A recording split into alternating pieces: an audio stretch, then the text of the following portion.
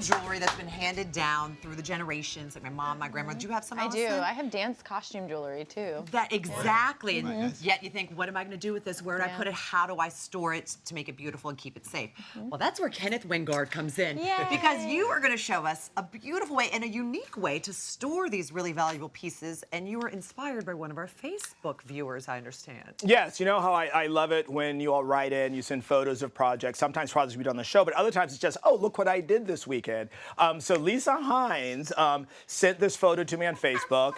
We have her here, I believe. Lisa, are you there? There you are. Hi, Lisa. Hi, Lisa. Hi. Lisa, you want to tell us a little bit about what you did and where the jewelry came from?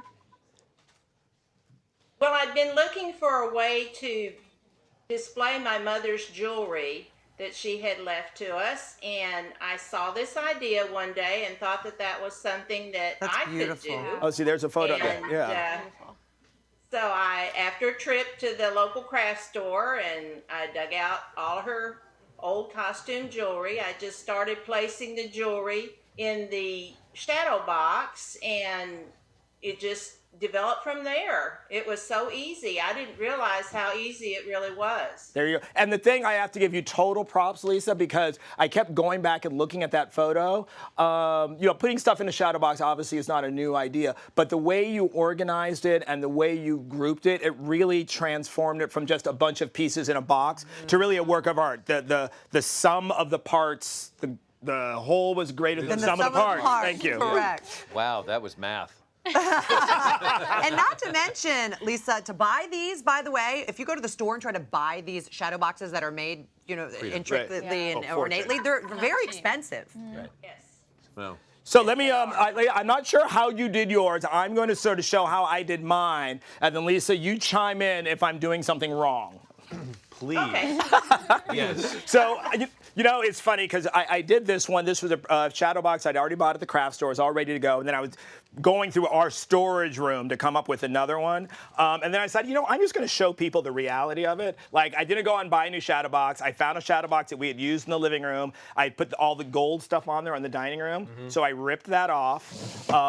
Some shadow boxes you get are not going to have a very thick area for pinning things. So a little trick here is just to get a piece of foam core and put that on your backing. And so that's going to give you a base in which to pierce things. Stuff in. Right. Okay. So don't feel you have to go out and buy some special shadow box. Buy one that's on sale. Use one that you've already had and make it work. So next thing for what you want to do is divide your jewelry into sort of groupings. Usually, you know, a woman has a style, and to me, that's one of the beautiful things about preserving someone's jewelry because it really sort of gets at who they are. Like, you know, my grandmother, well, this great Aunt Ida, very like glammy. Everything was always church hat, gold.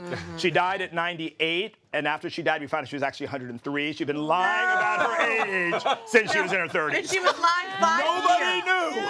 At 98, at 103, she's like, no, I'm 98. I am not a day over 98. It was very funny. Funny. How old you are? But let's say for the woman who has this collection, who leant towards the silvers and the turquoises, you don't want to do the black. So I found a piece of, this is the linen that I used for my tree skirt last Christmas. I had some left over, and I thought that would work well with these jewel tones. So Lisa, how's Ken doing so far? He's doing good. you just holler when I mess up, okay? So I'm just going to put that right on top. See, I already messed up. See, there we go. Spread that out. And now you start arranging your jewelry. And this, what I realized looking at yours, is the really important thing. So what you want to do is get a couple of statement pieces and start off with that. So here's a quadruple strand of pearls. So we're going to place that. And don't worry about securing everything. Just get the placing. And what I learned from you, Lisa, what you did in a couple of places was just use some of the pieces. They cross lines and use them in very interesting ways. So let's say this string of pearls, we're going to curl, and then we're going to bring that down the side. Oh, and I then like we're going to that. put this brooch right nice. there. That's pretty good. Then we have this opening area, and we're going to do the turquoise bracelet here. We have this pendant. And that's such a nice dangly piece. We're going to ling that here and then bring that chain above. But then we want to balance out the color here. So I think it's great to use earrings, separate them, and use them as points Let me of ask you, punctuation. Allison, a question. If we were to collect all of your jewelry, what would Yeah. it say about you? Oh, I love dainty, like Little. delicate. Like yes, all of that. All of my jewelry is very dainty, which is kind of contradicting to my personality. But it's I'm a little loud, jewelry so, tells a lot about a person, and that's why I think these are so special. So you do that, you get your sort of how you want it, and then you need to secure it. And I showed you all this trick when I did the Easter topiaries. I'm going to re-show it to you. You can take a paper clip, take some metal cutters, and you're just going to Snap. cut through all of them, and you're going to end up with What with 3 different pins, and then all you need to do is take these. And, you know, and jewelry always has the little holes and loops. Glass. And all you're going to do is pierce it right through that and down through the fabric And that's gonna into hold the it. Falls focal. into it. And then you don't Never see thought it. of that. So this, you see none of the fabric. Yeah, so there's no glue or anything on it. Right, because you want to be able to use the jewelry. You don't want to damage. What did you do, Lisa? How did you get yours affixed to your board? Well, the pins, I ended up pinning those into the back of the board, and then the earrings and the other little items, I would just hot glue. Right. Well, and interesting thing about hot. I didn't know about how to do the pinning. You know, we have a give and take here, Lisa, you and I. Give and take.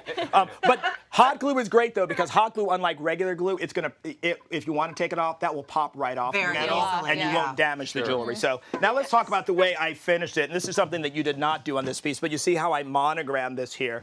I want to monogram this piece. And you don't necessarily have to do the gold. Like here, I want to pick up on the blues. So just get your standard stencil, lay it where you want. I decided I wanted to go in the center.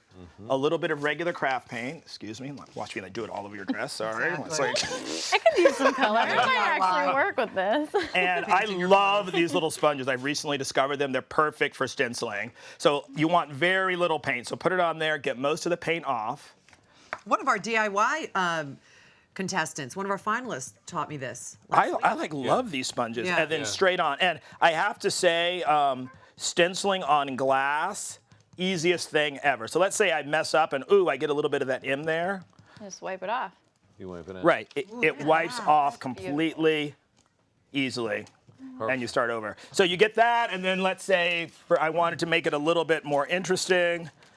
We're going to add then, you know, a little something. swirl right on top. What would you say the cost was on all of this for you?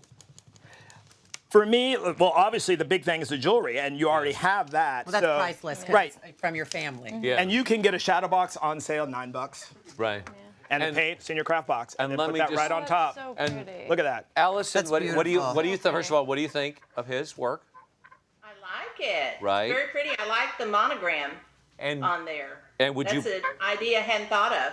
and would give you and take. believe me if I told you Ken Wingard was also 103 years old? No, it's going to fall because it's not. No, Thank you you. did.